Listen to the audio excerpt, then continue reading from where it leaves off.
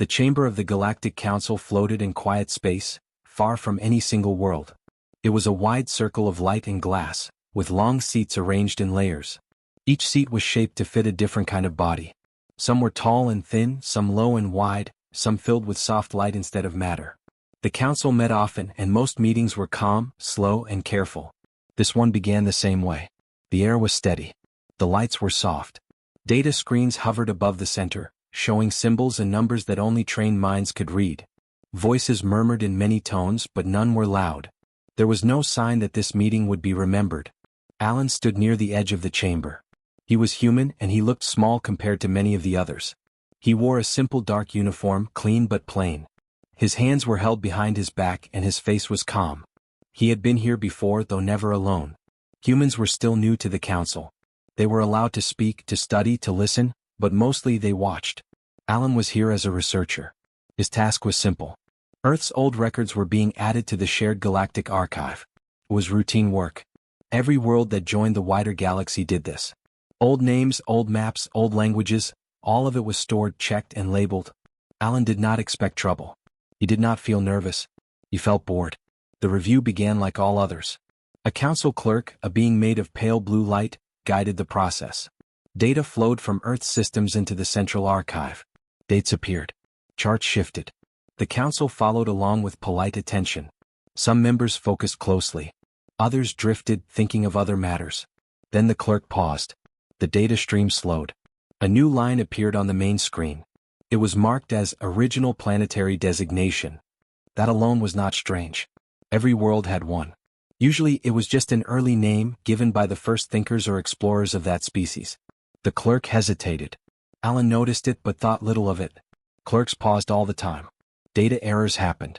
Translation checks were normal. Then the name appeared. It was not shown in human letters. It was translated into the shared council language, one built for clarity and meaning. The symbols glowed softly in the air. For a long moment nothing happened. Then the chamber changed. The murmuring stopped. One by one, council members turned their attention fully to the screen. A tall figure with silver skin leaned forward. A small, round being withdrew slightly into its seat. The light around the elder members dimmed, as if they were drawing inward. Alan felt it before he understood it. The room felt heavier. The air seemed still, as if even sound was unsure whether it should exist. Several council members stopped breathing. Not forever, just for a moment. But the pause was clear. It was not shock alone. It was recognition. The clerk's light flickered. That designation, the clerk said carefully, predates this cycle by a wide margin. No one replied. Alan looked at the name again. To him it meant nothing special. It was strange, old, poetic in a way humans often were. He had seen it before, buried deep in early Earth history in half-forgotten languages and myths. It had been studied, debated, then set aside as humanity grew and renamed its world again and again. He did not understand why the council looked afraid. An elder finally spoke. The elder did not have a mouth, but its voice filled the chamber like a deep echo. That name, the elder said, should not be here. The words were calm, but the meaning was not. Another member spoke, this one sharp and quick. It was erased. It was sealed, said a third. It belongs to the time before records were stable. Alan shifted slightly. He was still not addressed directly, but he felt suddenly very visible. His heart beat a little faster. The clerk checked the data again. The name is authentic, it said. It appears in multiple early human sources. It matches pre-unification records. It was never formally removed. Silence returned. Alan cleared his throat, then stopped himself. No one had invited him to speak. Humans were careful about such things. At last, a council member closer to Alan turned toward him. This one looked almost solid, with dark skin and slow-moving eyes. Human, it said. Did your people know this name was recorded here? Alan swallowed. Yes, he said. His voice sounded very small in the chamber. It's old. Most people don't use it anymore. It's more symbolic than official. Symbolic, the elder repeated. Yes, that is the problem. The screen brightened slightly as if reacting to the attention. The name hovered there, unchanged, patient. Thousands of cycles ago, that name had been spoken often. Back then the galaxy was younger and far less peaceful. Worlds rose and fell. Species vanished. Those who survived learned to watch for signs. And this name was one of them. One council member turned away from the screen. Why was this not flagged earlier? It asked. It was buried, another replied. Human records are deep and layered. Their history is messy. That word carried weight. Messy histories meant wars, disasters, collapse, rebuilding. Many species avoided such paths. Those who did not often paid a high price. Alan listened, confusion growing. To him, Earth's history was painful, yes, but also familiar. Loss, rebuilding, mistakes, hope. It was normal. It was human. The council did not see it that way. This name, said the elder, belongs to a class we hoped would never rise again. A ripple moved through the chamber. Fear but controlled. The council did not panic. Panic was useless. What they felt was something colder. Caution. Alan finally spoke again, unable to stop himself. With respect, he said, Earth hasn't harmed anyone. We're still learning. Still fixing ourselves. No one contradicted him. That is true, the elder said. And that is why this is troubling. The clerk slowly dimmed the screen, but the name did not vanish. It remained faintly visible like an afterimage. That name has not been spoken in thousands of cycles, the elder continued. Every world that carried it endured repeated endings. Collapse after collapse. And still they continued. Alan felt a chill. Most broke, the elder said. Some vanished. A few survived, but none stayed quiet. The chamber was silent again. Alan thought of Earth. Of ruined cities rebuilt. Of stories passed down. Of people who refused to stop trying even when everything failed. He had always thought of that as strength. He was beginning to understand why others called it something else. The council did not end the meeting. But nothing else of importance was discussed. The name lingered in every thought. When Alan finally left the chamber, he felt the weight of countless eyes on his back. Behind him, the Galactic Council remained still, facing a truth they could no longer ignore. Earth had always been more than it seemed. And now the galaxy remembered why. Mary stood near the central archive table, her hands resting on the smooth surface. She was not tall, not loud, and not dramatic. She was known across the council for one thing only: she remembered what others forgot. When she spoke, even the oldest members listened. Her voice was low, steady, and careful, as if the words themselves were fragile. The name comes from an early human language, Mary said. It does not translate cleanly, but the closest meaning is this: those who rise after the end. The words settled into the chamber slowly. No one interrupted her. It is not a title of pride, she continued. It was never meant to boast. It was a record. A warning. A memory. She lifted her hand and the archive responded. Images appeared in the air, faint, gray, and distant. Not pictures of Earth, but of other worlds. Broken worlds. One by one, Mary said, these planets faced disaster. Climate collapse. Resource failure. Internal wars. Natural destruction. Sometimes all at once. The images shifted. Cities in ruin. Skies darkened. Oceans pulled back or swallowed the land. Species struggled, scattered, and fell. Most species, Mary said softly, do not survive even one ending. A council member leaned forward. But these did. Yes, Mary replied. They did. The images changed again. Survivors gathered. Small groups. Broken technology repaired with crude tools. Children born into loss. Elders teaching memory instead of comfort. They rebuilt, Mary said. Not once. Not twice. But many times. Each time weaker. Each time fewer. The chamber was quiet except for her voice. These species earned that name because they refused to disappear, she said. They adapted. They changed. They learned from failure instead of denying it. She paused. And that is where most of them ended. A ripple of unease passed through the council. They survived, Mary said, but survival cost them everything. Their cultures became inward. Their populations shrank. They stayed on their worlds, afraid to reach too far again. The images faded, replaced by empty stars. They never returned to the greater galaxy, she finished. History remembers them as echoes. A younger council member spoke. But humans did not vanish. No, Mary said. They did not. She brought up a new image. Earth. Green and blue, scarred but alive. Humanity faced endings before it ever left its planet, she said. Ice ages. Plagues. Collapsing societies. Wars that nearly erased them.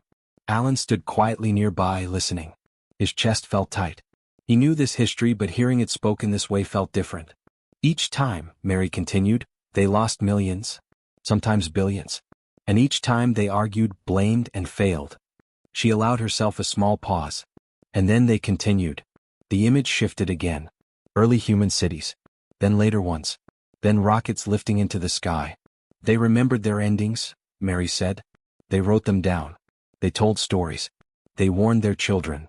Many species erased painful history. Humans did not. They carried fear, Mary said, but they also carried hope. A dangerous combination. A council elder spoke at last.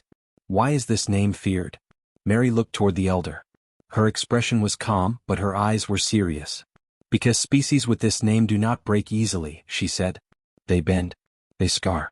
They argue among themselves. But when faced with extinction, they become united in one thing. Survival, the elder said. Yes, Mary replied. And change. She brought up one final comparison. A list of extinct species. Then a list of those who carried the name. The first list was long. The second was short. Humanity is the only one on the second list that reached the stars, Mary said. Silence followed. Alan felt the weight of it then. Not pride. Not fear. Something heavier. Responsibility. The name was not a crown. It was proof. Mary lowered her hand and the images vanished. That is what the name means, she said quietly. Not that humans are strong. But that they learned how to stand again when standing seemed impossible. No one argued. The council understood now why the name had caused fear. It was not about what humanity had done. It was about what humanity had already survived. John rose slowly from his seat. He was one of the oldest elders on the council, not in age alone but in memory. He had seen worlds welcomed and worlds lost. When he spoke, the chamber listened not because he demanded silence, but because truth followed him. There is something we must say clearly, John began. His voice was calm without anger or fear. Before misunderstanding becomes judgment. He turned his gaze toward the others, letting it rest on each face, each form of light and shadow. Species like humanity are not dangerous by nature, he said. A few council members shifted. This was not the conclusion many expected. They are not born destroyers, John continued. They do not seek chaos for pleasure. They do not wake with the wish to rule others. Alan felt his shoulders loosen slightly. John lifted one hand. But they become dangerous under certain conditions. The chamber remained silent. When they are ignored, John said.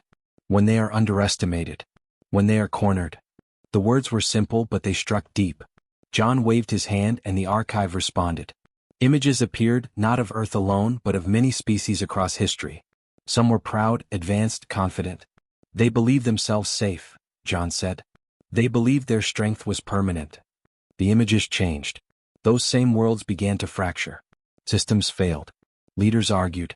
Warnings were dismissed. They did not adapt, John said.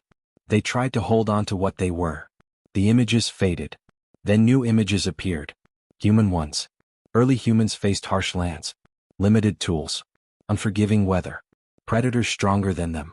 They adapted, John said. They learned. Slowly. Painfully. The scenes changed again. Human cities grew then fell. Empires rose and collapsed. Knowledge was lost then rediscovered. Where others collapsed and stayed broken, John continued, humans collapsed and changed shape. A council member spoke. Many species adapt. Yes, John agreed. But few remember. That was when the room grew tense. Humans remember loss, John said. They write about it, sing about it, argue about it. They build stories around it. He paused. They teach their young not just how they succeeded, but how they failed. Alan thought of history books, of arguments about the past, of painful memories passed from one generation to the next. He had often wished humans would forget some of it. John looked toward him, though he did not address him directly. That memory becomes a tool, John said. And tools can be dangerous. He let the words sink in. When threatened, John said, humans do not respond with instinct alone. They respond with experience. Images shifted again. Human responses to crisis. Medical breakthroughs during plagues. Cooperation after disasters. Innovation during scarcity. They argue, John said. They resist change. They make mistakes. Some council members nodded. That part was familiar. But once the danger is clear, John continued, they move. The images showed humans rebuilding cities, forming alliances, creating new systems. They do not return to what was, John said. They create what must be. The chamber was very quiet now. This is why the galaxy fears them, John said. Not because they are cruel, but because they are adaptable under pressure. Another elder spoke. Weapons can be tracked. Fleets can be measured. Yes, John replied. But memory cannot. He turned slightly, facing the central archive. A species that forgets its past repeats it blindly, John said. A species that remembers can choose differently. He paused again. Or choose very carefully how to fight. The word fight lingered, heavy but controlled. Alan felt a strange mix of pride and discomfort. This was not praise. It was analysis. John lowered his hand. The images vanished. We do not hate humanity, John said. Fear does not require hatred. He looked around the chamber. We fear them because they survive lessons that end others. A younger council member spoke softly. So what do we do? John did not answer right away. We do not corner them, he said at last. We do not dismiss them. And we do not pretend they are something simple. His voice grew quieter. A species that rises after the end does not forget how the end feels.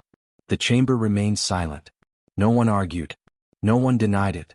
Because deep in the shared memory of the galaxy, they all knew the truth. Weapons could be taken away. Territory could be controlled. But a species that learned how to survive loss could never truly be disarmed. And that knowledge frightened the galaxy more than any fleet ever could. On Earth, the day moved forward like any other. The sun rose over cities, fields, and oceans without caring who watched from the stars. People woke up tired, hopeful, annoyed, or excited. Most of them were thinking about small problems, not the fate of worlds. At a small space research center near the coast, Sarah stood in front of a large screen filled with lines and numbers. Her hair was tied back and there were dark circles under her eyes. She pointed at the screen with clear frustration. That makes no sense, she said. The satellite should not be drifting like that. Ben stood beside her, holding a tablet. He rubbed his face and sighed. I know what the numbers say, he replied.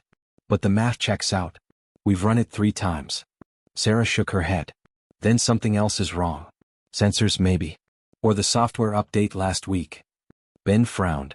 That update fixed 5 problems. And maybe caused 1 more, Sarah said. They stared at the screen again. The satellite was old, built years earlier with parts that had already been repaired twice. It was not perfect. Nothing humans built ever was.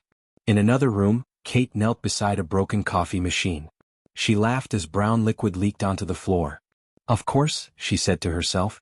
You break today of all days. She wiped her hands on a cloth and opened the side panel. A wire had come loose. She pushed it back in place and closed the machine. It hummed, then beeped. Kate smiled. There you go. Don't be dramatic. She poured herself a cup and took a careful sip. It was still terrible, but it was coffee and that was enough. Down the hall, a group of young engineers argued over a design problem. Their voices overlapped, each sure they were right. One of them erased a diagram and started again. Another laughed and said, okay, that was a bad idea. They were tired, underpaid, and stubborn. They were also learning. Outside the building, traffic moved slowly. People complained, listened to music, and checked their messages. Somewhere, a child asked too many questions. Somewhere else, an old man fed birds in a quiet park. Earth was busy being Earth. Back in the control room, Sarah leaned back in her chair. All right, she said. Let's assume the satellite isn't the problem. Let's assume we are. Ben raised an eyebrow. That's your solution? It's usually the right one, she replied. They rerouted the data, checked older logs, and compared them to new ones. It took time. It always did. While they worked, neither of them thought about councils or ancient names. They thought about deadlines, repairs, and how to make something work a little better than before. Above the planet, the satellite continued its slow drift, unaware that it was the focus of human frustration and care. Far beyond Earth, hidden sensors observed quietly. The Galactic Council watched feeds from the planet. Not just cities or machines, but patterns. Human behavior. Small choices. Daily habits. They saw arguments that did not end friendships. Failures that did not stop effort. Laughter in places where other species would have grown silent. To many in the council, this was confusing. On the screen, Sarah and Ben finally found the issue. A tiny error in an old line of code. Something missed years ago. Ben stared at it, then laughed. That's it? That tiny thing? Sarah smiled tiredly. Tiny things break big systems. They fixed it. The satellite stabilized. There was no celebration. Just relief. Kate raised her coffee cup in the hallway. Looks like you saved the day again, she said. Barely, Sarah replied. And it'll break again someday. Kate shrugged. So will we. We'll fix it again. The council observed this exchange carefully. To them it was unsettling. Humans did not act like survivors of endless endings. They did not move with fear or pride. They complained. They joked. They worked. They rested. They failed openly and tried again without ceremony. Many species changed after disaster. They became quiet, careful, afraid to repeat mistakes. Humans remembered disaster, but they did not live inside it. That was what unsettled the council most. Earth did not look like a world shaped by repeated collapse. It looked like a world that refused to stop living. And that simple, stubborn normal life made the galaxy more uneasy than any display of power ever could. The council returned to debate, but the calm from earlier meetings was gone. Voices rose and fell in careful turns. No one shouted, yet tension moved through the chamber like a slow storm. Some members argued for distance. Isolation is safest, one said. Limit contact. Watch from afar. Others spoke of control. Rules, another suggested. Boundaries. Oversight. Humanity must be managed before it grows unpredictable. The words were cautious, but the meaning was clear. Fear was guiding them now. Alan stood again at the edge, silent. He listened, his face steady though his thoughts were not. He had expected questions, maybe warnings. He had not expected this much uncertainty. Images appeared and vanished as plans were discussed. Observation posts. Trade limits. Delayed contact. Each idea sounded reasonable on its own. Together they formed a wall. History shifted in the archive, showing examples of such choices. Worlds isolated for their own good. Species controlled for stability. Cultures limited so they would not cause problems. The results were never clean. Some council members noticed this. Others chose not to look too closely. Then Paul spoke. He was young compared to the elders, though still older than most humans. He sat low in the chamber, easy to overlook. Until now he had said nothing. We are repeating ourselves, Paul said. The chamber grew quiet. Not because he was powerful, but because his tone was clear. We've seen this pattern before, he continued. We isolate. We control. We tell ourselves it is for balance. An elder turned toward him. And you disagree? Yes, Paul said simply. A ripple passed through the room. We are treating humanity like a problem to solve, Paul said. Not a people to meet. One council member replied sharply. They carry a dangerous name. Paul nodded. So did others. And we taught them fear instead of respect. He lifted his hand and the archive responded. Old records appeared. Species that had been limited, watched, quietly pushed into corners of the galaxy. They did not become peaceful, Paul said. They became bitter. Or desperate. The chamber remained silent. Humans are not asking for power, Paul said. They are not demanding space or tribute. They are still fixing their own machines and arguing about coffee. A few council members shifted at that. They adapt when challenged, Paul continued. But they respond poorly to humiliation. That word hung in the air. We all do, Paul added. An elder spoke slowly. What do you suggest? Paul did not hesitate. Treat them as equals, he said. The chamber stirred. Not as children, Paul went on. Not as threats. Not as tools. As peers. A council member scoffed. They are young. So are we, Paul replied. Compared to what came before. Silence followed. Paul looked around the chamber, meeting eyes and light alike. History warns us, he said. Every time a species that survived collapse is denied dignity, the result is not safety. It is resistance. Alan felt something shift in his chest. He had not expected this voice. He had not expected this defense. The elders exchanged looks. Long looks. Memory-heavy looks. Finally one of them spoke. If we mark Earth as protected, the elders said, we invite risk. Paul nodded. Yes. But we also invite trust. Another elder added, if we do not, we invite something worse. The council turned inward, consulting silently through shared thought. Time passed. Minutes felt like hours. Alan waited, breathing slow, unsure of what his future would become. At last the decision formed. Earth would not be isolated. It would not be controlled. It would be protected. Quietly. Without announcement. Without ceremony. A simple mark was added to the archive. A status few worlds held. Protected. Not because humans demanded it. Not because they threatened the galaxy. But because history was clear about what happened when a people who knew how to survive were treated as less than equal. The clerk finalized the record. Paul sat back, exhaling softly. Alan did not smile.